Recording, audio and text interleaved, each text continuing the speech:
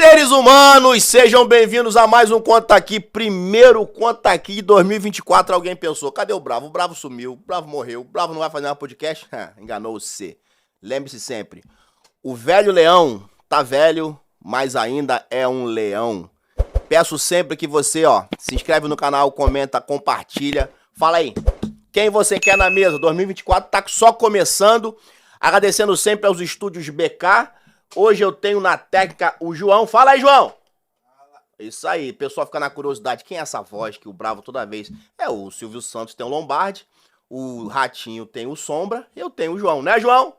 Aí, viu? É a voz que o pessoal fica querendo saber quem é o João. Hoje a gente vai ter um papo muito top.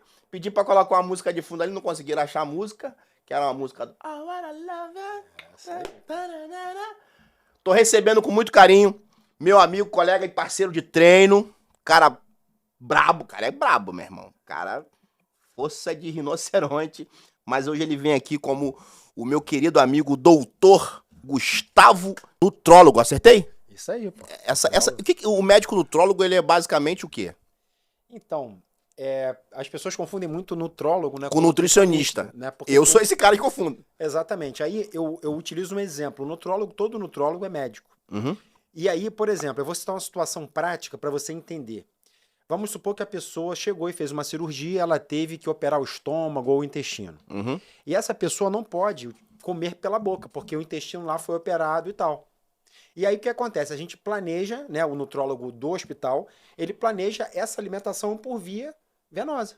Então você alimenta essa pessoa por via venosa. Então o nutrólogo, né, ele é aquele médico, né, que vai trabalhar com a parte da alimentação por ela de forma oral ou por via parenteral, que é venosa. Então você consegue repor esses nutrientes de forma venosa no hospital. Então o responsável por isso é o nutrólogo, né? E é muito curioso porque, né, eu, ainda jovem, com 20 anos, eu tive um avô, né, que fez hemodiálise por muito tempo. E quem salvou a vida dele foi um nutrólogo. Caramba. Né? Coisa que naquela época eu nunca tinha ouvido falar, né? E depois disso, né, por coincidência da vida, eu me tornei nutrólogo, né? A ignorância vai fazer a pergunta agora que é clássica. Essa questão da alimentação via venosa, é a mesma comida triturada? É feita uma outra comida? Como é que é isso? Eu sempre tive essa curiosidade de saber se o cara come arroz, feijão, estrogonofe. Come. Aí ele não vai comer arroz, feijão e estrogonofe. Aquilo o quê? Bate no liquidificador? É feito outra coisa? Como é que é isso? Então, na verdade, são os macronutrientes. É proteína, gordura e carboidrato. Só que assim, a comida, ela tem proteína, gordura e carboidrato, né, de uma forma bruta. Ali é uma forma já especificada, como se fosse uma nutrição específica, onde essa pessoa vai repor somente a proteína, o carboidrato e as gorduras, né? Então é uma forma diferente. A gente estava em off conversando ali, você falou uma frase que eu até perguntei novamente. Você falou, existem alimentos, você usou uma expressão... Ansiogênicos. Ansiogênicos. Fala isso, o que é isso, cara? Ansiogênico é algo que gera ansiedade. Então né? tem comida que a pessoa come e que gera ansiedade? Pode ser. Né? Dá pra falar assim, uns 5 assim, mais comuns, assim? Só pra... eu vou falar aqui, tudo que tem glúten. Tudo. Então pão. Macarrão. Pão gera ansiedade? Não é que pão gera ansiedade, né? O excesso dele, ele vai tender por quê? Eu tava falando ali antes, né, da gente começar. Né? O trigo, né, é a base da alimentação do mundo. Uhum. E como a população mundial só cresce, esse trigo, muitas das vezes, não existe a possibilidade de você plantar ali o trigo e ele dar errado. Não dá... Né? Senão vai ter fome no mundo, né? Então, naturalmente, esse trigo foi alterado geneticamente. Para quê? Para resistir a pragas, chuva, vento e tudo mais. E, consequentemente, essas alterações genéticas do alimento, elas vão reverberar negativamente na gente, nas pessoas, principalmente naquelas pessoas que têm excesso de ingesta de glúten. Tem pessoas que comem glúten no café, no lanche, no almoço, no jantar, o tempo inteiro. Não, mas a minha pergunta é a seguinte, uma pessoa que literalmente é viciada em pão, do tipo... 2 pãezinhos franceses de manhã, vai almoçar, bota um pão ali, de tarde mais um pãozinho. Há uma tendência ou não? Tem nada a ver. Eu falando de uma forma generalista, eu diria que sim. Mas eu não posso afirmar, não, doutor. Eu sou um cara que eu medito todo dia e adoro comer pão. Eu vou brigar com ele? Exatamente, não vou brigar com ele. Mas a gente sabe que na prática, né, muitas pessoas têm essa relação. Até porque então, tudo que tem glúten... O excesso do glúten é prejudicial a qualquer ser humano, principalmente esses glúten geneticamente modificados. Perfeito? A gente não tem capacidade de digerir todo ele. Muitas das vezes fica grudado na parede do intestino. E o intestino tem o nome de quê? De segundo cérebro. é o principal produtor de serotonina. Serotonina quem é? É um neurotransmissor do prazer. Então, se você tem um intestino preso, você vai ter, por exemplo, uma diminuição na produção de serotonina. Daí vem o termo enfesado. O que é um cara enfesado? Com raiva. E está relacionado o quê? Cheio de fezes. É mesmo? Pensa bem. Caraca, que maneiro aí. Não, eu fazia na piada. Eu tava fazendo uma piada e sabia que o cara tá enfesado mesmo. Tem um banheiro ali na esquina ali, ó. Aí eu falava assim, ó, tem um banheiro na esquina. Eu fazia essa piada já, mas eu não sabia que tava certo. Agora, doutor, a verdade é a seguinte, a gente tá aqui falando esse negócio todo, mas pra quem não sabe, é lógico, as redes sociais do doutor Gustavo vai aparecer aqui. A gente treina junto ali no Malibu e eu tenho tentado trazer. O cara tem uma agenda alucinante. E obrigado por sua generosidade de estar aqui, de verdade. Que isso, eu agradeço a você pelo convite. Mas o que realmente despertou a curiosidade de eu te trazer aqui é o trabalho que hoje você faz, acredito, com mais ênfase, né? Que é o trabalho com cannabis. Né? Brincadeiras à parte. Eu queria entender muito bem aonde você começou a entender a importância, esses mitos, a gente tentar de alguma forma esclarecer algumas coisas aqui, porque de verdade eu tenho muita curiosidade de conhecer e de entender. Talvez não sei se eu vou usar. Talvez eu até use. Tem gente que acha que eu uso. Tem gente que acredita que eu uso. Não, ainda não, viu? Aonde nasce o Gustavo nutrólogo, doutor, médico, fala assim, cara, vou mergulhar de cabeça nesse negócio. Isso aí se deu há exatos 5 anos, né? Quando eu tive a oportunidade de conhecer, né? Através de um curso que eu fui em São Paulo fazer, né? Depois de um mês, eu fui convidado para ir a San Diego, né? Califórnia, aonde ali, né? É um local no mundo, né? Vamos dizer assim, em termos de mundo, que já está muito regulamentado. Tem até pirulito, né? Tudo. Tem pirulito, goma, óleo, creme, tem de tudo, né? Chocolate. Tudo. Qualquer coisa que você imagine, você tem hoje de cannabis medicinal. Mas tem lojinha mesmo, então, assim? Tem lojinha? Tem os dispensários, né? Os dispensários são onde você vende a maconha. É que eu vi aquela série com o Sylvester Stallone, já viu? A última série que ele fez agora? Que ele é um mafioso aposentado. E ele vai pra um lugar dos Estados Unidos, e eu acho que é exatamente esse lugar aí. É o dispensário. E ele meio que, tipo assim, ele quer entender como é que as pessoas entram assim pra comprar achando normal. Dá dois aí, me dá um bolo. E ele não sabia que era assim, é mais ou menos isso. É mais ou menos isso, exatamente. Só que aí, nesses dispensários, você tem, né, a maconha ali, que são pessoas que, por exemplo, um ex-guerrilheiro, né, um cara que participou da guerra, ele tem problemas com insônia, de alucinação, depressão e por mais, e ali ele encontrou dentro da cannabis, né, da maconha, enfim, o uso para que abrande aquilo. Mas é a mesma coisa? O quê? A maconha... Falar de maconha e falar de cannabis é a mesma coisa? Na verdade, cannabis e maconha elas são muito similares. O que a gente tem que diferenciar, né, é o uso recreativo, adulto, do uso medicinal. Recreativo na linguagem popular, o cara apertar um baseado. Apertar um baseado. O uso recreativo, ou a gente nem usa recreativo, a gente fala mais uso adulto, né? Que é o cara chegar, apertar um baseado e fumar. Tá. Mas aí eu te pergunto, da onde vem, que baseado é esse? Qual é a ciência que existe num baseado, num bagulho pensado, que a gente fala de forma vulgar, que você compra, por exemplo, no morro, numa favela ou em qualquer lugar? Ali você não tem noção do que tem ali dentro. Se tem fungo, bactéria, mato, cocô de bicho, né, alguns conservantes, e ali o sujeito fuma aquilo e tem o barato. Mas isso não é uso de cannabis medicinal. Quando a gente fala de cannabis medicinal, a gente está falando de um produto farmacêutico, aonde você tem uma bula, né, aonde você sabe exatamente o que tem ali dentro nas suas devidas concentrações, o que vai ser aplicado individualmente para cada patologia. Perfeito? Então ali, por exemplo... É o que? É óleo? É um óleo. Você tem o óleo é o mais tradicional, né? Mas você tem na forma de jujuba. Por exemplo, crianças de espectro autista. Na forma de jujuba? Jujuba. Porque às vezes a criança não tem uma tolerância com óleo, não gosta do gosto e tal. Aí você produz uma jujuba e a criança chupa a jujuba. Entendeu? E aí é que vem a grande questão, né? Por que a maconha ela foi endemoniada? Isso aí tem um histórico. Sim. Eu tive que estudar um pouco da história da maconha para entender. E o primeiro uso, né, médico descrito foi em 2700 anos antes de Cristo, pelo imperador Shenung na China. Então a coisa não é nova. Entendeu? E aqui no Brasil, até 38, era plantada maconha. Aqui eram vendidos cigarros baseados apertados que eram vendidos para asma, bronquite, insônia, tosse. Era vendido? Era vendido. Já vinha pronto. Já vinha pronto, né? Os cigarros Grimaldi, né? Quem quiser aí pode buscar, de origem francesa. Então isso aqui não é uma novidade, isso é muito antigo. A questão é que em 38, né? Ela foi banida, né? Foi proibido o plantio aqui e, consequentemente, ela foi mais endemoniada. Existe uma explicação dessa proibição? Para mim existe, porque, né, eu acho que tem várias, você tem várias linhas a buscar em relação a isso, mas para mim, eu entendo que a cannabis é uma planta. Se ela é uma planta, ela é impatenteável. Ninguém tem interesse em produzir algo que é impatenteável, porque você não pode ter exclusividade para aquilo. Exemplo, Viagra. O Viagra foi uma substância que foi inicialmente testada para hipertensão pulmonar. No meio da pesquisa, descobriu-se que ele melhorava a ereção de um homem. Conclusão. O laboratório que produziu, né, que inventou, descobriu o princípio ativo, ele teve 10 anos para vender aquilo ali sozinho. 10 anos depois a patente caiu e hoje você encontra genérico. Mas a cannabis não. A cannabis, se eu produzir aqui e você aí, a gente pode vender. A gente vai concorrer sem exclusividade. Então, é um produto que não é um produto farmacêutico, onde é patenteado. Um laboratório exclusivo vai ter a patente. Tá? E tem também a questão do mito. Mas aonde entra a qualidade? Desculpa te interromper. Aonde entra essa questão da qualidade? Você fez um paralelo do cara que usa a maconha do morro, que vem com do que é separado.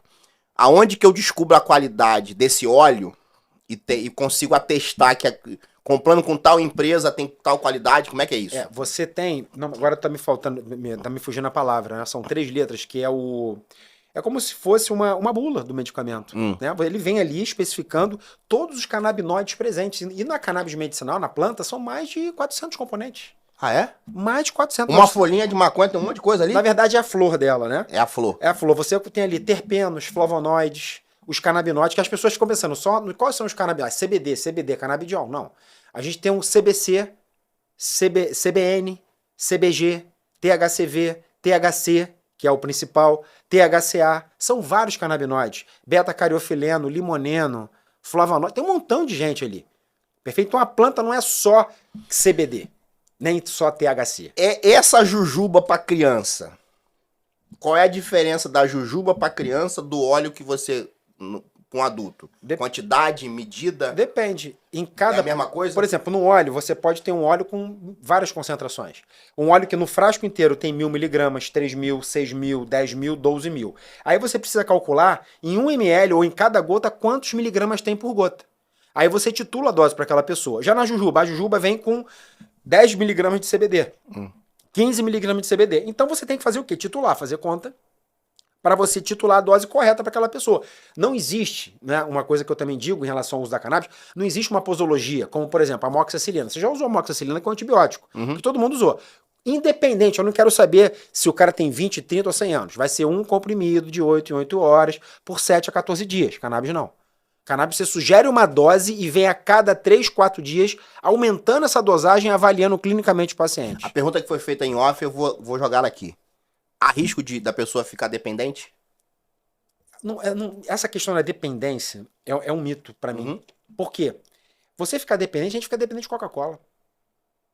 Tem gente que fica dependente de cigarro. Café. Não bebe café, fica exatamente. Mas por que exatamente. Por que ficar dependente, né, de algo que bem utilizado ou consciência vai lhe trazer um bem? Entende? Se você está usando o extrato de uma planta onde você não dormia e passa a dormir bem, é melhor do que você tomar um remédio de tarja preta. Perfeito? Então a questão do vício é o quê? Né, de adicção. É uma coisa que é um mito que vem lá da década, lá do século passado. Né, porque ela foi realmente endemoniada. Tu sofre muito preconceito? Não, de forma nenhuma. Não, hoje é uma coisa mais que a sociedade consegue... Consegue. E a sociedade médica também. A sociedade médica, ela ainda... O maior medo do médico, eu dou aula, eu dou cursos para médicos sobre esse assunto e outros assuntos. Mas o maior medo do médico em si é fazer uma prescrição e o paciente passa mal. Mas é crença, isso não é uma coisa que é real. Entende? Então, eu acho que o grande medo do médico é isso. É fazer mal ao paciente com o uso da cannabis medicinal. A contraindicação, no caso, que a preocupação dele é isso? Não é nem contraindicação. Porque os remédios têm isso, né? Todos os remédios têm bula. Todos os remédios têm bula e as bulas realmente são bem grandes. Né? Por quê? Qualquer coisa que aconteça com você que não esteja na bula, você está muito bem financeiramente, porque você vai processar o laboratório. Perfeito? Então, a questão da cannabis, né? Nunca houve na história do mundo alguém morrer de overdose de maconha. Nunca. Tá entendendo? Então como é que é algo que não dá pra você ter uma overdose? Já fizeram experiências com ratos. O cara quando tem uma overdose porque usou o quê? Cocaína? Não, ele pode ser cocaína, álcool. Quantas pessoas morrem por coma alcoólico, por... Ninguém morre de overdose de maconha? Não foi descrito até hoje isso. Não tem descrição disso. Porque você vai ficar chapado o dia inteiro. Não, sim. Entende? Mas morte entender não. mesmo. Entendeu? Aham. Então, não existe isso. Então, eu acho que é uma coisa que a gente precisa ir desmistificando, só que o mundo inteiro pensa diferente. E eu digo o seguinte, Bravo, o preconceito ele vai até o tamanho da sua dor. Se você é um cara preconceituoso e tal, você tem um filho com epilepsia que nada resolve, na hora você vira o jogo e fala, não, agora eu vou aceitar. Claro, a dor é grande. Então o preconceito, ele aperta aí, exatamente aí. Você falou tudo agora. Entendeu? Então, pra mim, quando eu chego, porque o que acontece? Quando eu vou palestrar, eu falo em congressos nacionais, internacionais, cara, eu boto só uns vídeos. Vídeos de história de pessoas que... Não, tem um vídeo na internet de um senhor com Alzheimer, que ele vai botando... O nome dele é Larry Holmes, um ex-policial que sofre de Parkinson. Aquele vídeo é fantástico. Ele tem na minha palestra. Quando eu coloco aquilo, as pessoas acham que é mentira. É. Porque em 5 minutos o cara tá zerado. E é exatamente isso. Como eu estava te falando aqui nos bastidores, eu tive uma experiência prática dessa dentro do consultório. E ali foi o maior divisor de águas da minha vida para eu entender que seria, a partir dali, eu me tornaria um especialista sério nesse assunto. Porque a dor do outro, meu amigo, é dele. E eu, como o juramento médico que nós fazemos é o quê? É ajudar o próximo. Então, para mim, eu não tenho limites em estudar isso e buscar. Agora, vai vir no consultório a pessoa que quer. Eu não estou fazendo um programa para ninguém vir até mim para eu explicar. Não. Se a sua dor é grande, meu amigo, você vai buscar uma solução para ela. Eu acho que aí é que é o grande ponto. Se você consegue ver assim, você fala dessa ignorância, dessa dificuldade, você de alguma forma, Gustavo, médico, é a favor todo esse processo legal que está acontecendo no Brasil de liberação da maconha recreativa, do tal das 100 gramas, como é que você vê isso? Eu acho que isso... Eu vou até fazer um ponto sobre isso. No ano passado foi suspensa pela Anvisa a maconha inalada. Nós como os médicos... Maconha o quê? Inalada, fumada. Ah. Você poderia prescrever para um paciente para ele utilizar a maconha fumada. Ele importava a maconha fumada, maconha para ser inalada, né? E ele apertava o baseado dele e fumava. E aí, mas isso embasado na doença. Enxaqueca, crise de pânico, ansiedade. O que começou a acontecer? Muitas pessoas que eram usuários queriam esse atestado do médico para simplesmente ficarem livres Brasil, e andando. Né, irmão? O Brasil é o país dos atestados falsos, né? Exatamente, e ficar andando livre portando maconha. Uhum. E aí a Anvisa percebeu e cortou, e eu concordo. Uhum. Agora, Gustavo, tem indicação médica para inalação? Poucas, mas tem. Por exemplo, uma enxaqueca, um quadro de ansiedade generalizada, um pânico. Sim, vai ajudar. Perfeito, mas são casos que não são são as exceções, não são a regra. Perfeito? Então eu acho que isso aí que traz, né, como uma regra, porque a Anvisa suspendeu justamente por isso, porque tinham pessoas querendo se aproveitar disso. Agora, em relação a essa parte da legalização, disso, daquilo, é o seguinte, quando você tem, né, pessoas que dão entrada na justiça para judicializar e plantarem em casa, muitas das vezes as pessoas, não todas, mas algumas, querem para simplesmente o uso próprio ou até para venda. Isso eu não concordo. Entendi. Perfeito? Isso é uma coisa que é muito difícil. É muito difícil. Você acha que a gente não tem cultura para poder abrir essa porta, no caso? Eu acho que vai precisar de mais tempo ainda, entendeu? Porque eu acho que o meu grande temor é que, de fato, as pessoas que precisem sejam prejudicadas pelas aquelas que não precisam. Uhum. Entende? E aí todo mundo paga o pato. Quem são os seus principais pacientes? Eu vou te falar, Bravo, eu tenho crianças de 5, 6 anos de espectro autista, eu tenho pacientes com câncer, eu tenho pacientes com dores crônicas, eu tenho pacientes com Alzheimer, com Parkinson, então inúmeras doenças. Porque uma coisa assim, poxa, Gustavo, mas tanta gente Nós temos um sistema que se chama sistema endocannabinoide. Em todos os órgãos do sistema de qualquer ser humano tem. Peraí, repete isso aí, vamos lá. Um sistema Dentro de mim aqui, de todos os órgãos. tem uma garagem para isso. O bagulho entrar. Tá vendo? Aleluia, lá ele. Então... O bagulho entrar não. Fala, Guilherme chegou aí, ó. Olha o nosso Peter Parker lá. Homem-Aranha. Beleza? Porra, prazer. É Homem-Aranha. Todo ser humano tem o quê? Tem um sistema endocannabinoide. O que é isso? Então, é um sistema que, quando você utiliza a planta, né, a cannabis medicinal, ele vai ter um receptorzinho lá para ela se ligar. Mas só que a gente produz, é muito prático isso. Eu vou tentar ser bem prático aqui na minha explicação. Vou de forma bem resumida. Nós temos o sistema endocannabinoide. E os principais endocannabinoides, o que é endo? Dentro, canabinoide. Ou seja, são canabinoides que nós produzimos. Nós produzimos substâncias canabinoides. Aí eu produzo muito. Entendeu? Tu fica sorrindo, pô. Eu produzo muito canabinoide, pai, desde que eu sou Eu moleque. acho que eu vou te chamar de anandamida. Eu lembro que eu tinha 10 anos, morava lá em São Gonçalo, morava no pico do morro, carregava água. Eu era muito pobre, gente, eu era muito pobre. Se hoje eu passo dificuldade, eu até acho graça, porque eu era muito pobre. Estudava numa escola chamada Escola Estadual Santo Turdia. E na hora do recreio, eu tinha, eram 3 escadarias assim, né? E eu tinha um negocinho, eu descia no corrimão, escorregando assim, ó. Sabe, Gustavo? E rindo, zoando. Aí uma vez um amigo, irmão Somália me para e falou assim, tu é rico? Aí eu falei, que rico, rapaz? Tu vive rindo, cara. Tu vive rindo. Chega a incomodar. Eu acho que é isso aí. Eu produzia já desde essa época. Tu já produzia a anandamida. E agora, já que eu falei dela, eu vou explicar o que significa, né? A gente produz essas substâncias que nós produzimos, se chama principais anandamida e o 2-AG. A anandamida, em sânscrito, significa felicidade. Pensa bem, nós produzimos uma substância no nosso corpo, né, no nosso organismo, que tem um nome de felicidade. E aí, o que acontece? Por N questões de doença, né, doenças crônicas, você começa a ter redução desses endocannabinoides. Então, vamos colocar de alguma condição, como doença de Parkinson, por exemplo, né, ou um câncer, seja lá o que quiserem. Uhum. E quando você utiliza a planta, que são os fitocannabinoides, ou seja, canabinoides da planta, eles vão se atrelar lá aos receptores, né, CB1 e CB2, e estimular a produção dessas substâncias que teoricamente estão em déficit ali.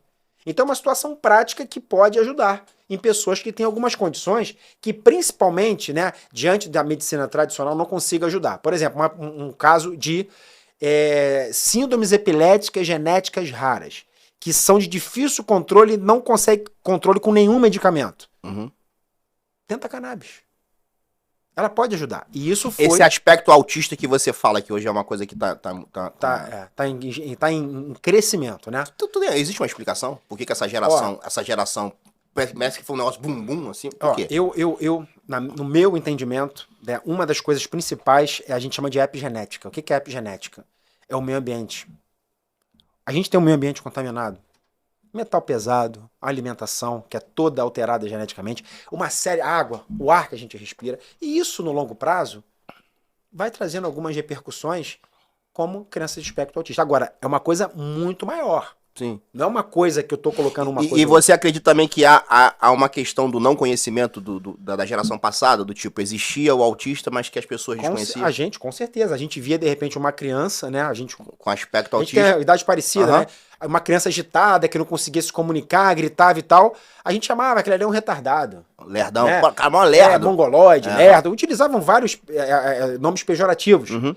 E muitos deles já eram de espectro autista e não têm diagnóstico.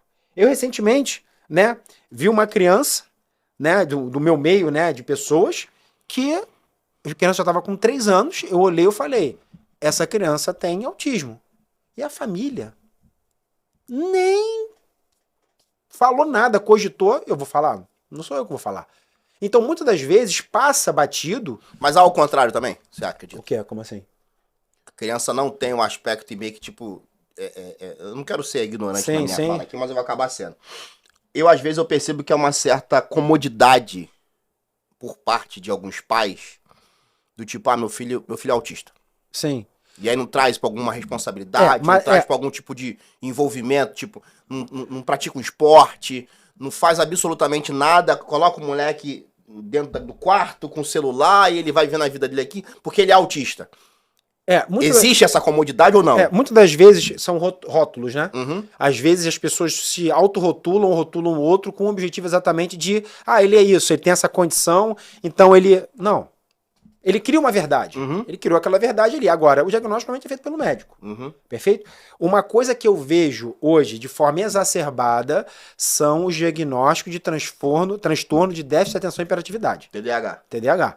Hoje, a gente vê todo mundo é TDAH. É isso aí. Isso aí que eu quero entrar.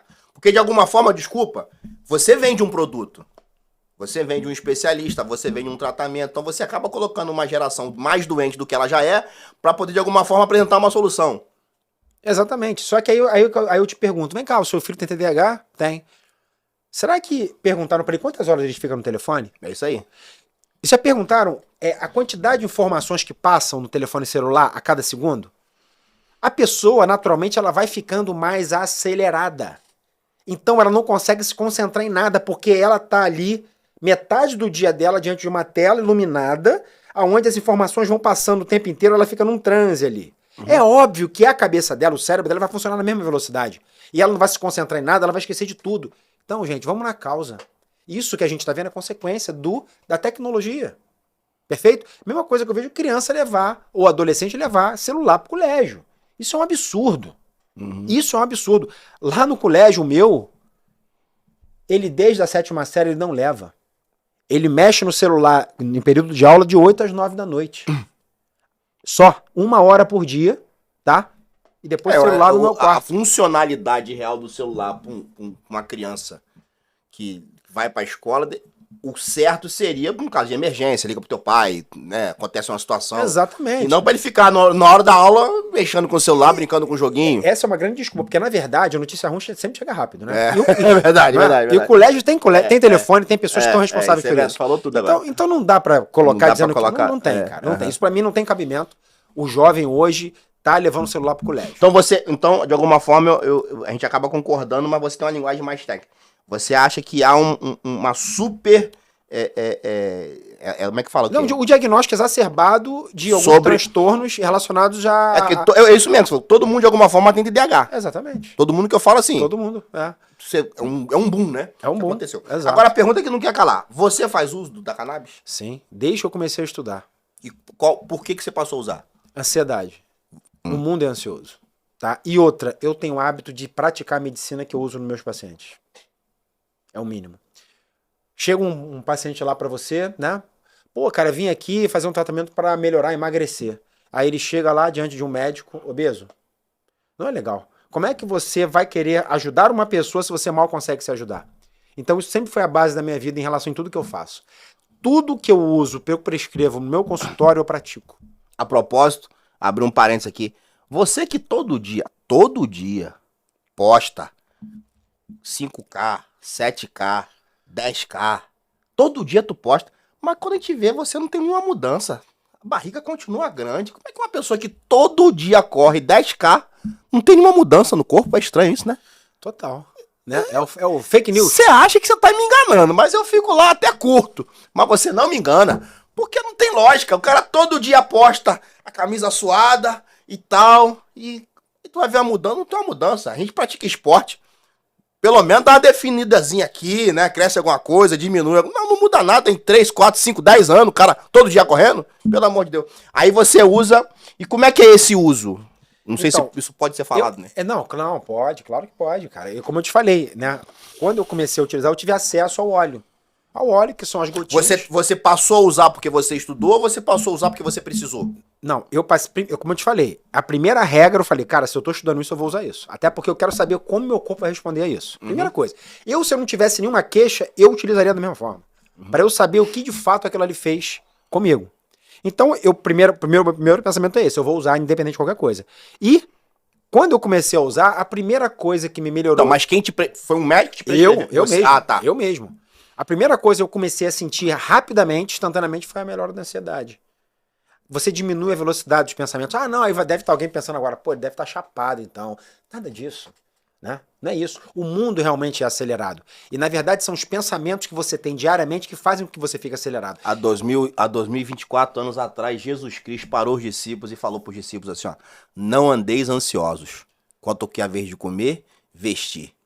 Porque o Pai que está no céu dá a comida para os pássaros, olha lá os lírios do campo, ó. Tá tudo. E você, aí Jesus fala assim: você com a tua ansiedade, você não consegue aumentar um côvado, 45 centímetros da tua estatura. Ou seja, o mundo é ansioso. Você falou a palavra certa. O mundo é ansioso. O mundo é ansioso. Hoje, como é que você enxerga essa questão do... Eu não sei até que ponto. Você também trabalha com atleta. Sim. O atleta que faz o uso do cannabis, quando ele faz o antidoping, tem algum problema? Não? Como é que é isso? Não, então. Por exemplo, o UFC e NBA. Eles agora não... O cara que é submetido a antidoping foi liberado. Pelo UFC e pela NBA. Eu estava estudando isso essa semana agora. Que eu vou dar uma palestra sobre esse assunto. E assim, por exemplo, um atleta de alta performance que é submetido a um teste antidoping. Hoje a gente tem um óleo, né? O CBD, o canabidiol, que é um canabinoide da planta inteira da maconha. Ele saiu da lista de dopagem da Agência Mundial de Antidoping, que é o ADA. Então, em 2018 ele saiu. Agora, todos os outros canabinoides, principalmente derivados do THC, continuam sendo doping. Então, o que a gente faz? A gente pega o óleo CBD isolado, onde só tem CBD, que é lícito você dar para esses atletas que são submetidos a antidoping. Perfeito? Os outros que não são submetidos, atletas amadores ou que não são submetidos, você pode usar o óleo full spectrum, que é o da planta toda, sem problema algum. Perfeito? Então, os atletas que são submetidos a antidoping, a gente usa o CBD isolado. Porque é lícito hoje pela Agência Mundial de Antidopagem. E futebol, essas coisas? Qualquer coisa, qualquer modalidade. Eu tenho atletas de futebol que utilizaram com muito receio, muito medo, mesmo eu explicando por 1 hora. Entende? Não, cara, isso aqui tal, mostrei, abri lá no computador, tá vendo aqui, a UADA, tal, não sei o quê. Mas tem a dúvida. É o preconceito, né? Não, mas no caso o cara tem até medo, né? Do cara ser... Claro. O cara tem medo de, pô... Exatamente. Porque esse negócio de antidoping acaba com carreira, né? Acaba. Só que o que aconteceu também?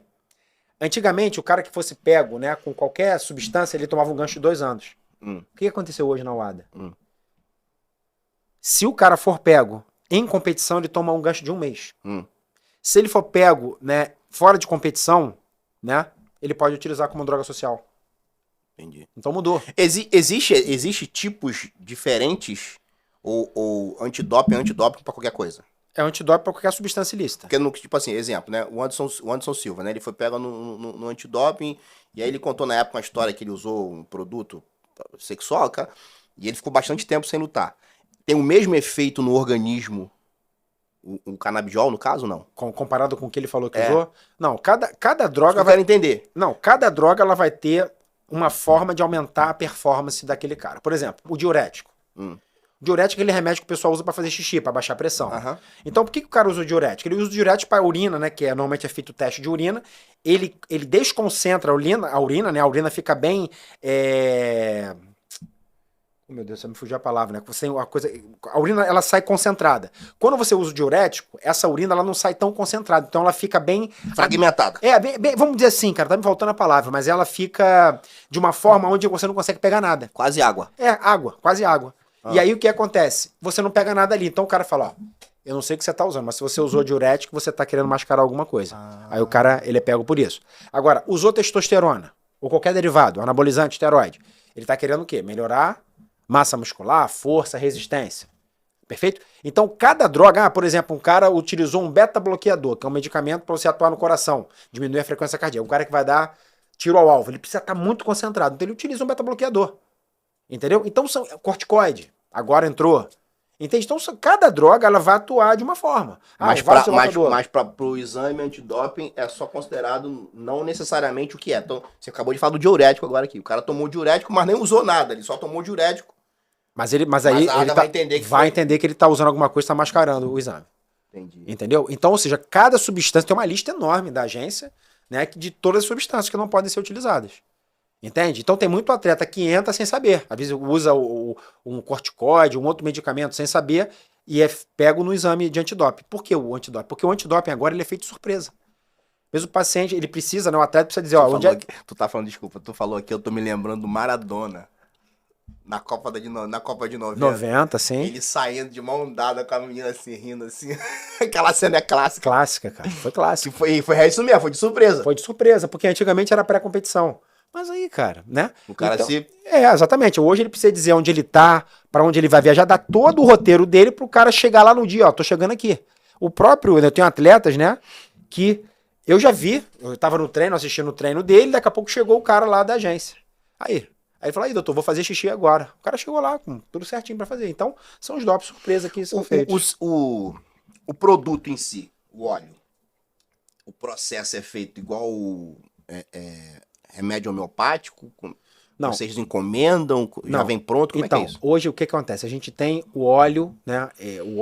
A gente tem óleo importado, que esse óleo importado, ele vem, né, com especificado tudo que tem ali dentro, porque ele é feito de uma forma farmacêutica, tá?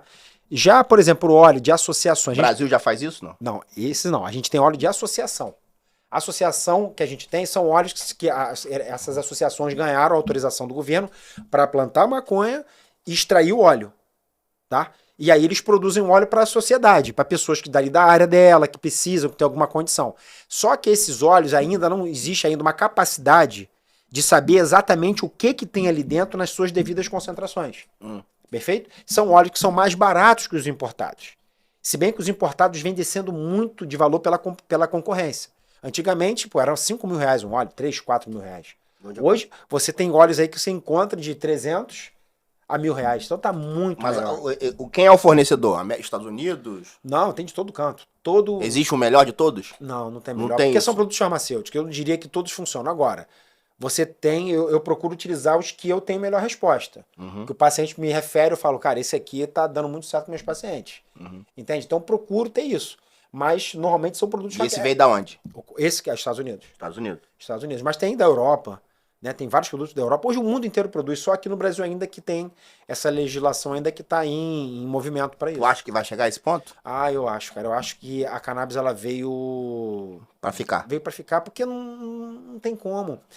Teve uma resolução do Conselho Federal de Medicina que ele veio a público, colocou a resolução dizendo que só poderia utilizar cannabis medicinal síndromes genéticas raras em crianças de difícil controle.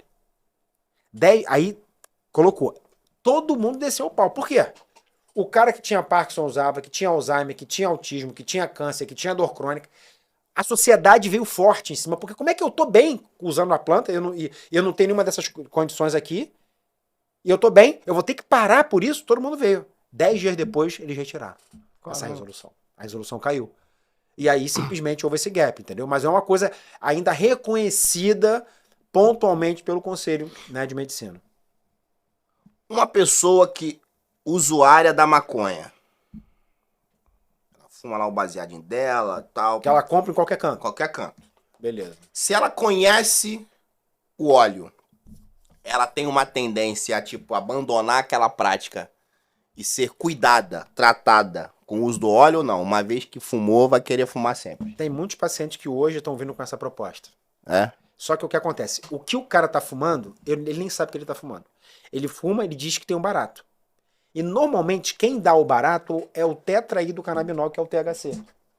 Só que ele fuma, tem o THC ali, mas ele não sabe quanto.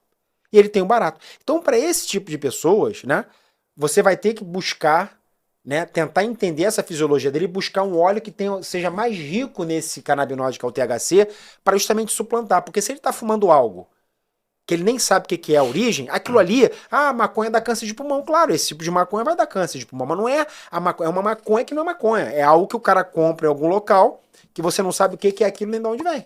Aí a pessoa então o cara, às vezes, ele não é nem viciado em maconha, ele é viciado no que vem no combo ali. No que ele compra. Se bobear é acetona. Tem também. Isso que eu tô falando aqui. Exatamente. Mas o que dá o brilho, o barato, é o THC. E a gente sabe que tem ali. A gente só não sabe quanto. Se aquilo ali tá oxidado, se tá com fungo, se tá velho, não tem como saber, cara. É o que eu digo. Eu boto, né, nas palestras que eu dou, eu pego uma maconha prensada, aí boto lá nessa maconha, tem uma barata dentro da maconha. Aí eu coloco, isso aqui é uma maconha prensada, tem até barata. Então aquilo ali que o cara tá fumando não é maconha. É uma planta ali que ele sente que dá um barato nele, ponto. Perfeito? Então, se a gente parte pra parte medicinal, não. Qual a diferença da maconha, que faz o cannabis, do cogumelo? Então, o cogumelo já são outras plantas, né, que vão ter... Mas é uma planta também. É uma planta também, né? Tudo é derivado de planta. E a gente, no passado, né, a gente tinha esses psicodélicos lá atrás, que qual era o objetivo deles? Tratar de algumas condições. Também. Perfeito? Mas também, como droga, ficou escondido, assim como a maconha. E agora tá voltando esses psicodélicos, né? A ayahuasca, os cogumelos, juba de leão e tudo mais. Entendeu? Só que ainda... Mas eu já vi uns caras do cogumelo, os caras ficam loucão, mano. Sim, mas o que acontece? Eu já vi, né, jovem, eu vi como é que os caras faziam, cara. Foi uma coisa que me marcou. Olha o que os caras faziam. Eu vi os caras fazerem isso. Os caras acordavam de manhã muito cedo, ia no pasto, aí ia lá no cocô do boi. Olha isso, cara. Eu vi isso. Isso foi uma coisa muito marcante pra mim. Eu devia ter meus 20 e poucos anos. Cara, os caras foram no pasto, lá no cocô do boi lá. Quando o sol bateu, saiu os cogumelos. Os caras tiraram os cogumelos. Trouxeram lá pro campo, eu tava, botaram... Eu não conhecia os caras. Botaram dentro de uma panela, misturaram com vinho e ficaram mexendo com cogumelo. Com vinho? Vinho. Mexeram aquilo, não, e tal, bicho, eu falei, cara, eu vou olhar que é isso. Cara, fiquei olhando o preparo dos caras, cara. E os caras chegaram e tomaram aquele negócio. Eu falei, meu irmão, os caras tomaram, bicho, negócio de cocô de vaca, com vinho. Irmão, deu meia hora, bicho. O nego tava, bicho. Não, uma loucura. eu também vi uns negócios mais, levei. Entendeu? E o cara aí, nego pulando de cachoeira lá. Isso mesmo, isso, puxando, pô. Cara, no mesmo lugar que tu foi, eu fui. Bicho. Foi aqui no Rio. Foi aqui no Rio. Isso mesmo. Bom, lá pra cima, lá pra cima. Lá pra serra. É. Então, eu nunca usei, até porque eu acho que eu não preciso disso. Mas eu vi isso aí mesmo. Você contou a história que eu vi, só que eu não vi os caras preparar. Eu vi o cara pulando numa cachoeira meio seca, que ele bateu com a cabeça na pedra assim, aí não morreu não, ele ficou meio assim, e, pô, irmão, tu viu o mergulho que eu dei? Eu falei, irmão, tu mergulhou na pedra, de tão chapado que o cara tava. Então é mais ou menos essa confusão de mistura. A minha pergunta é a seguinte, cara, como é que os caras descobrem isso, mano? Cara, isso sempre existiu. Isso sempre existiu. Mas quem contou pro cara? Porque assim, eu tenho as minhas teorias. A gente pode até entrar nesse aspecto, eu não sei como é que você lida. Você falou que você não sofre um tipo de preconceito, nem da sociedade, nem da sociedade médica. Mas deixar a religião, né? Ainda, a né? religião de alguma forma é pecado. Sim. Aí eu não sei como é que você enfrenta isso. Eu tenho uma linha de raciocínio, que eu tenho o viés cristão, mas no meu viés cristão eu entendo o seguinte. Tudo que tá na Terra foi obra de Deus. Perfeito. Certo? E foi o homem que se distanciou de Deus e perde o contato. Gênesis capítulo 2, versículo 19, diz que todos os dias, quando Deus acabava de criar ou um animal ou uma planta, ele trazia para o homem e dizia para o homem assim, qual é o nome que você quer? É uma parceria, isso é uma sociedade. Eu crio isso aqui, aí você fala, vai ser Copa. A gente não tá dando, é um negócio junto. Quando o homem peca, que ele é arrancado do Éden, essa conexão é perdida. E ainda estava no processo de criação. Então, muita coisa que existe no mundo terreno, a gente não tem conhecimento e vai sendo descoberto. Então, eu entendo que cada vez que o homem se aproxima de Deus, ele vai conhecendo o poder daquela planta que ele acha que é só um mato, daquele, né, igual a ideia do que a Eva comeu. A Bíblia não fala de fruta, a Bíblia fala de frutou. Então, não pode ter sido uma maçã, porque maçã é frutar. Mas, enfim. Eu consigo entender que há uma coisa divina nessas revelações. Mas também há uma ação maligna, porque a Bíblia diz que depois que o homem peca, a natureza passou a gemer. Eu não sei como é que você vê que o homem, de alguma forma, ele pega aquilo que deveria fazer bem pra ele, o cogumelo, a folha da maconha, e ele transforma aquilo pro mal. Sim, um exemplo é a folha de coca. A folha de coca. Folha de coca. Você vai lembrar, lembra do Zete? Aquele goleiro do Palmeiras? Uhum. Ele foi pego uma vez, eu lembro, que ele tomou o chá de coca lá, acho que lá na Bolívia, na Colômbia, quando ele foi jogar. Ele foi pego no antidoping e ele tava explicando que ele utilizou o chá de coca lá porque o pessoal utiliza. Que é normal pra eles lá, né? Entendeu? É normal. É normal. O cara chega, toma aquele chá de coca, pra quê? Pra de repente dar uma animada, como se fosse uma cafeína. O problema é que o cara pega a planta, quimicamente transforma num pó branco e utiliza. Obviamente que é diferente, meu amigo. Esse processo de transformação é que arrebenta. Porque quando você coloca a química, a farmacologia ali, você já está simplesmente produzindo algo para viciar. É a mão do homem. É a mão do homem. Tá entendendo? Uhum. Agora, se o cara chega e toma um chá, é uma concentração muito baixa. É uma concentração muito baixa. Então, como o cara toma cafeína... Aquele chá que a galera do lado do Amazonas toma também, que fica todo mundo doidão lá. Como é que é aquele negócio lá? Chá do Daime? É. Aquilo também é a mão do homem também, né? Exatamente, mas é que eu digo que são plantas. A questão é que a concentração. Se você toma um chá concentrado, é que nem o THC da maconha.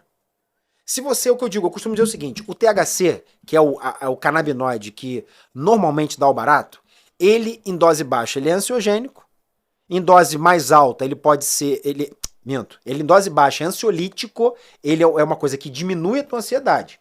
Ele em dose alta, ele é ansiogênico, ele produz ansiedade, e em dose extrema ele é paranoide. Então a diferença entre o antídoto e o veneno é a dose. A diferença entre o antídoto e o veneno é a dose. É a minha concepção. Ô, João, você já botou em caminho pro final? Você não colocou que faltava 10, você não faltou que faltava 5. Como é que ele tu não faz? Tá gostando. Eu não tô te entendendo, Ele não João. tá gostando, João. É assim que funciona. faltam 20 minutos. Aí eu vejo ali que falta 20. Depois eu falo assim, falta 10. Porque aí eu vou conduzindo, entendeu, João? Ah, se tu me quebra, tu já botou um... O doutor tava falando aqui, tomou um susto ali, que foi um negócio assim, caminho pro final. Acho que ele não tá gostando, não. Rapaz, João, vigia Esse na negócio... terra, rapaz. Hã? A homem lá de cima. Então, mas você tem que colocar pra você, ó, 10 minutos, 5 minutos, tem que me dar esse bizu. Doutor, eu de verdade quero agradecer aqui sua presença. Aqui, você vai lá pra aquela... Essa câmera aqui, João? Você vai aí passar suas redes sociais, que vai aparecer, mas eu quero que você passe. E de alguma forma deixar aí uma palavra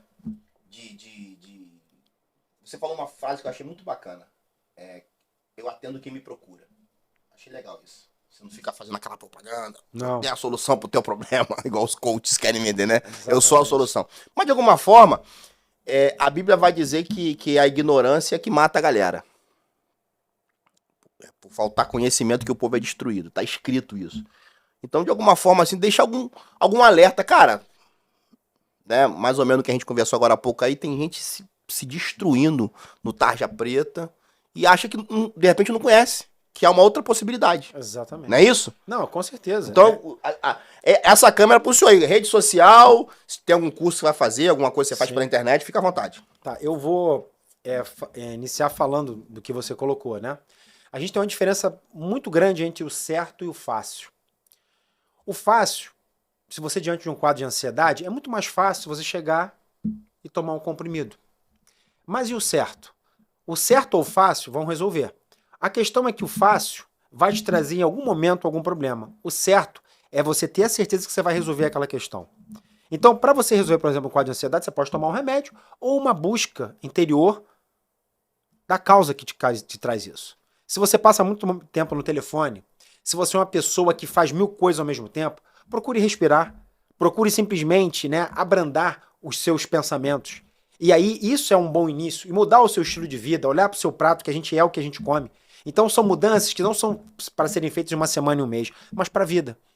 Tá? E quando eu falei com você que eu digo que as pessoas me procuram e eu não vou atrás delas, é por quê? Porque não adianta a pessoa chegar lá no meu consultório e eu passar 1 hora, que é o tempo que eu dispenso para cada pessoa, minimamente, para tentar convencê-lo a aderir a um tratamento. Ele tem que chegar lá querendo. E eu sim vou ser esse elo entre a possibilidade dele querer e acontecer. Tá? E, né, falando sobre esse assunto que a gente falou de cannabis medicinal, eu era um cara preconceituoso em relação à maconha, porque meu pai, a sociedade naquele momento nos ensinou assim. A maconha é uma droga, quem usa maconha é maconheiro, e maconheiro é uma pessoa do mal. E eu cresci com isso. E graças a Deus, né, eu tive a lucidez de dar um time e falar, peraí, deixa eu me informar, deixa eu estudar, deixa eu buscar informação. E a partir do momento que eu busquei informação e entendi, eu vi que eu estava cometendo uma grande falha. Tá? E hoje, né, sou uma pessoa que trabalho com isso, né, visto literalmente a camisa do que eu acredito, porque eu sei o que isso é capaz de fazer em pessoas que realmente necessitam disso. Tá? Então acho que essa é a mensagem que eu quero deixar para vocês.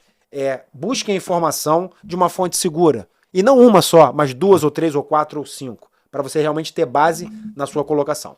As minhas redes sociais é Dr. Gustavo Medeiros, né, no Instagram, e @NutroHealth é onde eu sou diretor médico, né, da clínica, onde a gente trabalha com... Repete, @NutroHealth, de saúde.